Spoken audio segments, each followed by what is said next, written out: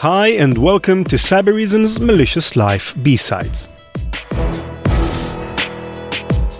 As you're probably well aware, most episodes of Malicious Life are narrative and story-driven. It's a great format which I think is the best way to communicate complicated technical topics, but on the downside, it makes it hard for us to respond to current and ongoing events because it takes time to research and write a good story. This downside became much more apparent in the last few months due to the SolarWinds attack, which made waves all over the information security world, and now the MS Exchange hack, both of which affected tens of thousands of organizations all over the world.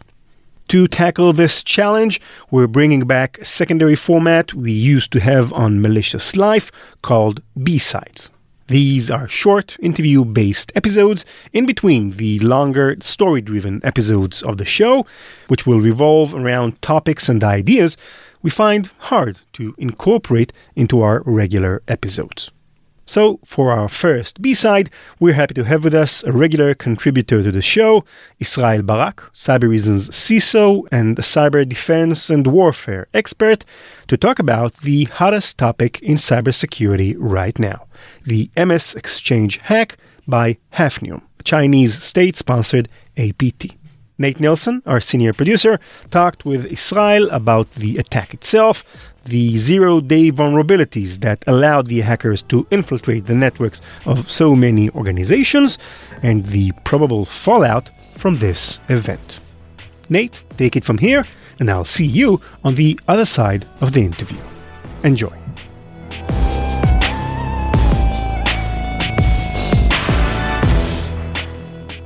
Israel, what is the story that we're going to be talking about today? So we're going to be talking about the Hafnium Attack, where at least 30,000 organizations across the United States and hundreds of thousands of organizations across the world, including, I think, a significant number of small businesses, towns, cities, and local governments, have, over the past couple of months, been hacked by an unusually aggressive Chinese cyber espionage organization that's focused on stealing email from victim organizations.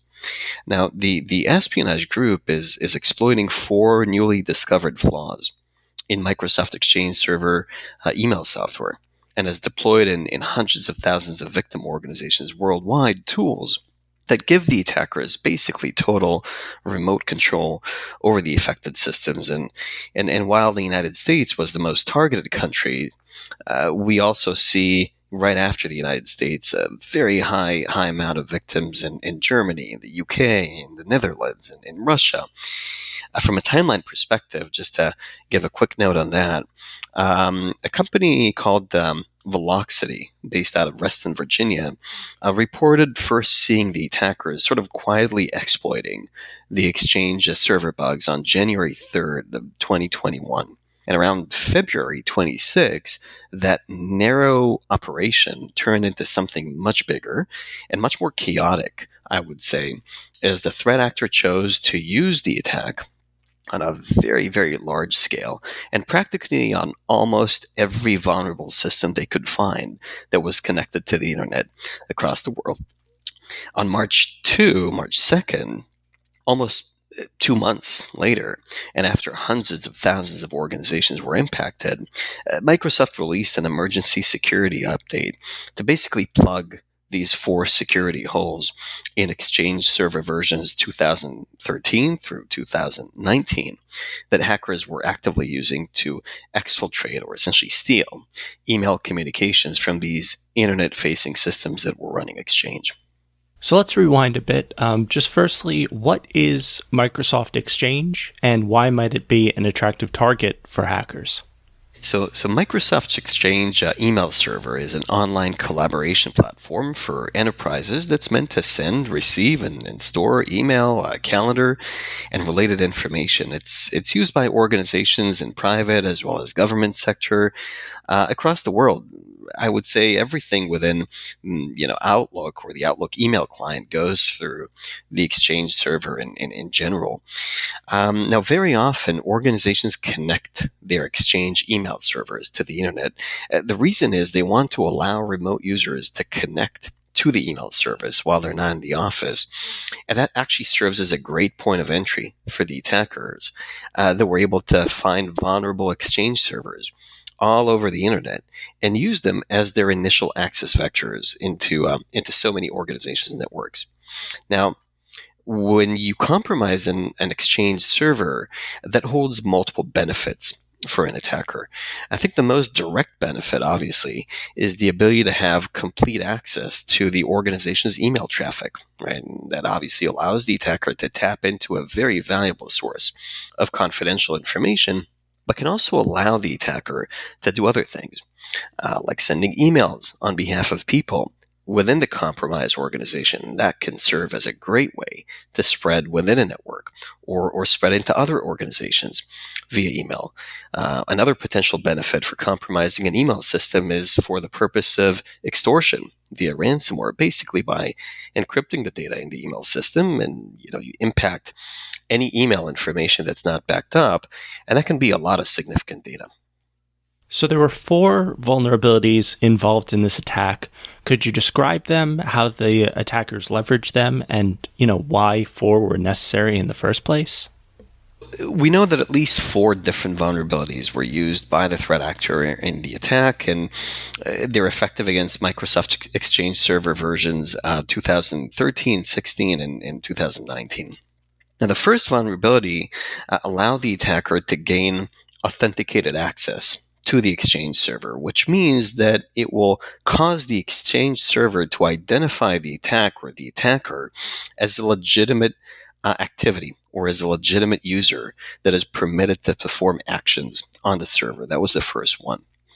The other 3 vulnerabilities basically allow the attacker to use that authenticated access to write files into any location on the Exchange server and run code on the server with the highest Windows local permissions.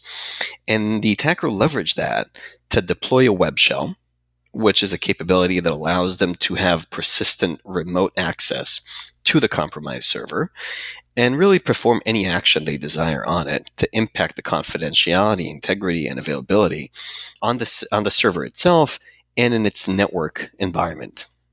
Now, we know that hundreds of thousands of organizations were breached, and the attacker performed several automated steps, right, to make sure that they stay persistent in the organization.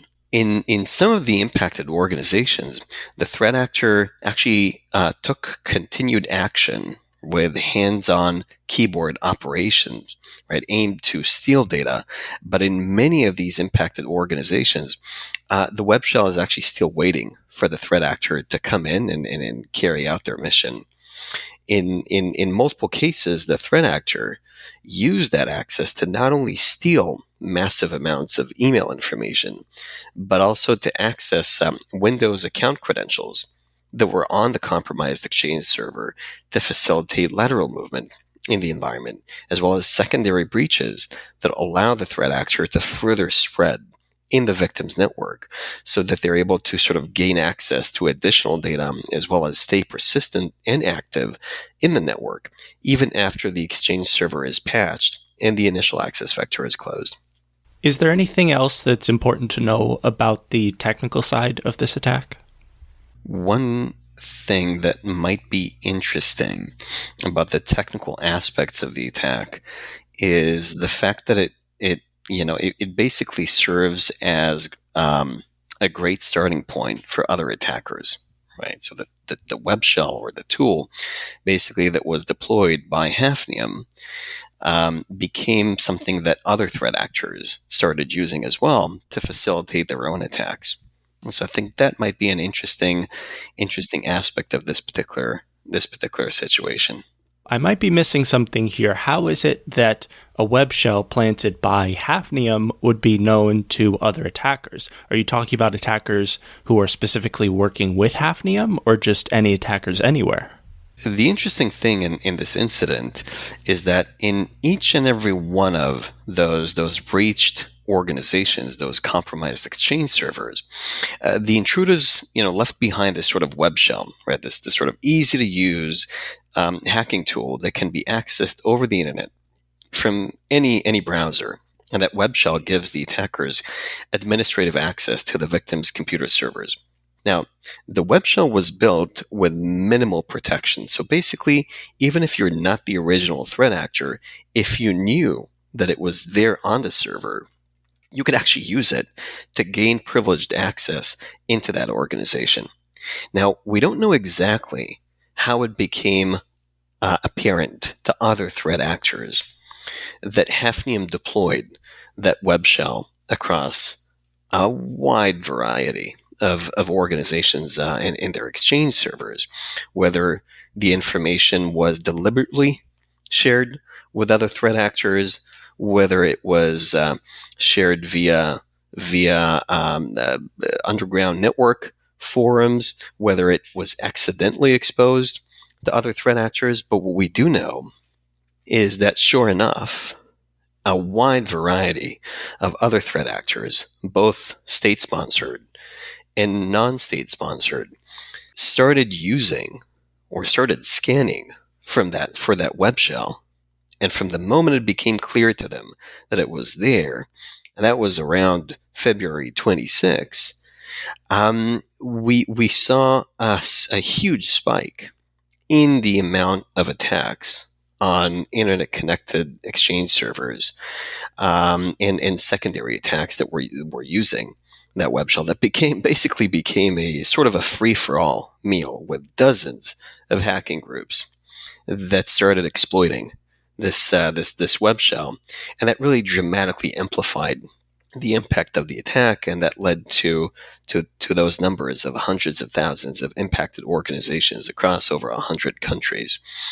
Some of these threat actors, have essentially been using this open door into organizations' network to not just steal data, but also to deploy ransomware, for example, in the DearCry case.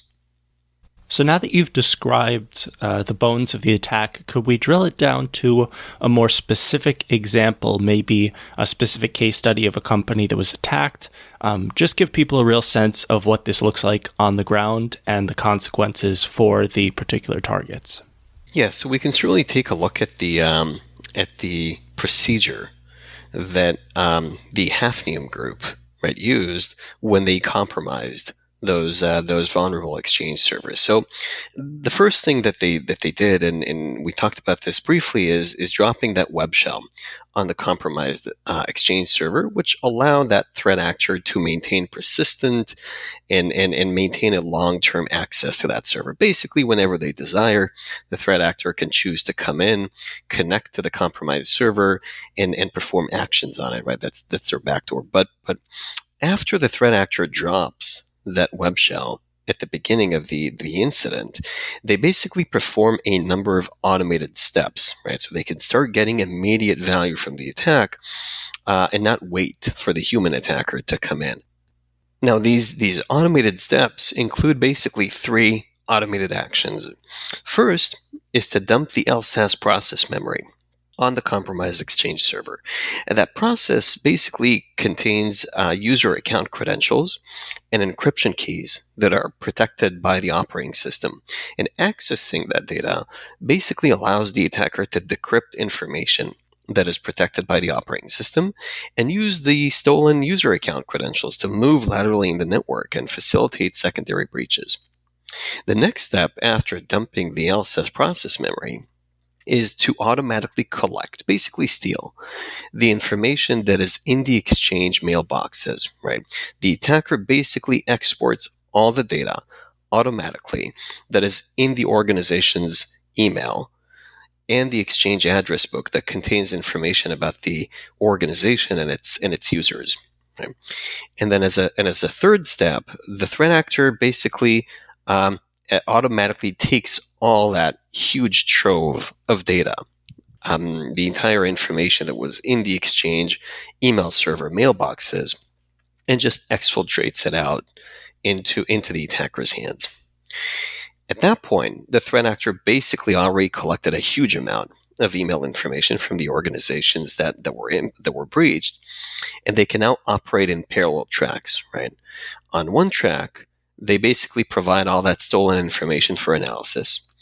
And on a separate track, they leverage that initial access point in the web shell to continue with a deeper attack on specific victims that they see higher value in. So one of the things that's been kind of nagging at me this whole conversation is that there were 4 vulnerabilities. I mean, we talked about them, but that's just so much considering that they were all 0 days. You know, on this podcast, we've talked about a lot of hacks, and when we do, we try to emphasize that 0 days are very rare. They're difficult to find. You don't just stumble upon them. How is it possible that these attackers managed to find 4? There are a couple of different ways to identify vulnerabilities in products like Microsoft Exchange, right, or in software products. Option number one is to leverage access to the source code.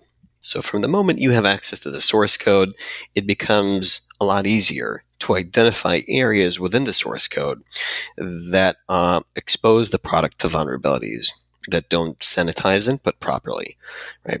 They don't implement sufficient security procedures or validation procedures.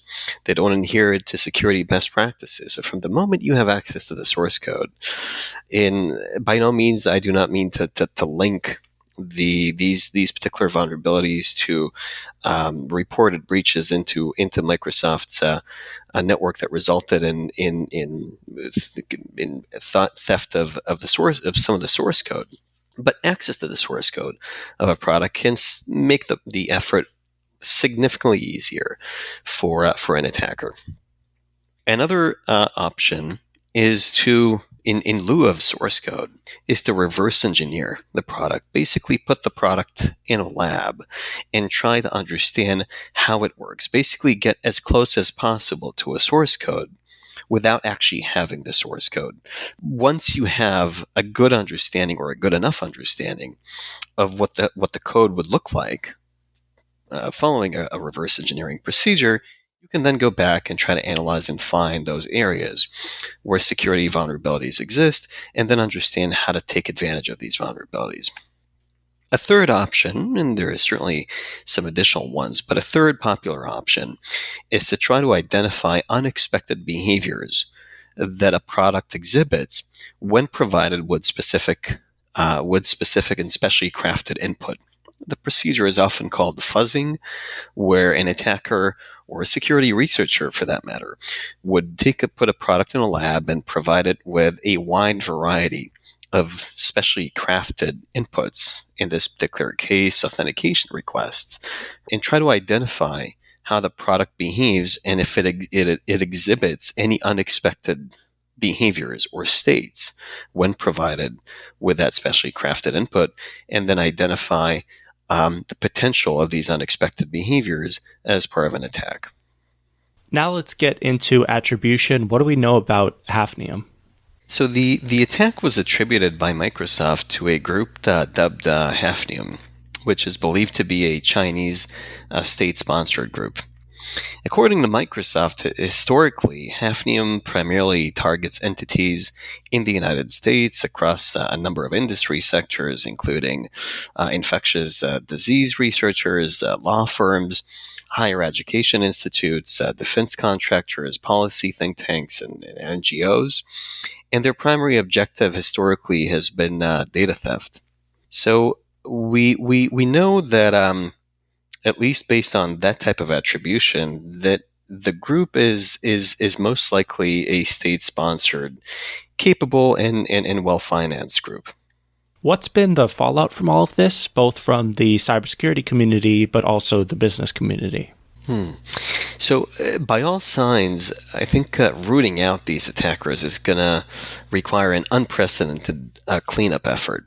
I think we should all be worried that the longer it takes for victims to remove the backdoors, the more likely it is that the intruders will follow up by installing additional backdoors and perhaps broadening the attack to include other portions of the victim's network infrastructure. From a government response perspective. And I think we need to remember that this attack comes on the heels of the separate SolarWinds attack, which is by itself still very much an ongoing situation in which a suspected Russian intelligence group installed backdoors in network management software used by more than 18,000 organizations worldwide. And in both cases, I think while the White House and other governments sort of weigh a response, the risk grows. The administrations are sort of slowly dealing with the sophisticated espionage of SolarWinds, but the chaos of the Hafnium attack, I think, presents a different challenge entirely, right? Both in fixing the problem and responding to the hackers behind it. So it was only just a couple of months ago when we were coming off the SolarWinds attack. And in a lot of ways, as you describe this attack, I do see that there are some parallels, right? It's a foreign state-sponsored actor leaving these little traps in many companies' systems that could then be leveraged and are really hard to excise. In what ways do you think these two major cyber events are similar, that it may be useful to compare? Or put another way, what can we learn from the fact that these two hacks just occurred in such close succession? What does it say about the cybersecurity world more generally? I think first and foremost is the realization that as an industry, we really need to step up our abilities to detect and respond to threats that we haven't seen before, right? And really become more proactive. I think many organizations still operate under the assumption that traditional hardening, anti-malware, right, can sufficiently reduce their attack surface. And we can see time and time again, and we just had really, two glaring examples, and that you mentioned SolarWinds and Hafnium, that this approach is proven wrong. And I think many of the impacted organizations in this incident, weren't targeted specifically, right? They were impacted by ransomware or data theft as part of a collateral damage, right? Now, I think this is also when you think about the context of Hafnium and SolarWinds. I think Hafnium is the second time in a very short period of time that we see that relying on threat intelligence alone isn't really helpful when it comes to more sophisticated attacks, right? Just like the SolarWinds or the Hafnium actor basically operated for months and impacted an unprecedented number of organizations across the globe with completely no indication from commercial threat intel sources. Right? And I think the approach that we need to consider, and has been proving itself successful time and time again against these threats, is adopting strong behavior analytics, right, that can detect and automatically reduce the response time of abnormal system behaviors in an enterprise environment, whether it be EDR or NDR or XDR. I think we need to get better at adopting a proactive mindset and architecture and tool set at scale that can help mitigate the risk of these more advanced threats.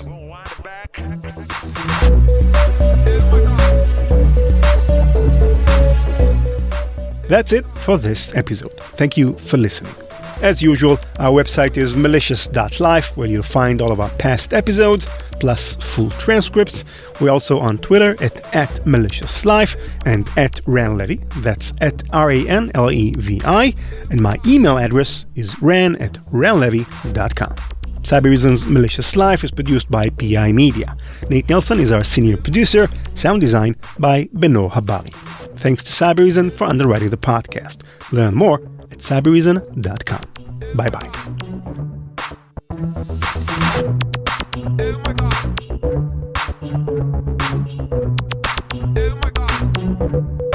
CK music.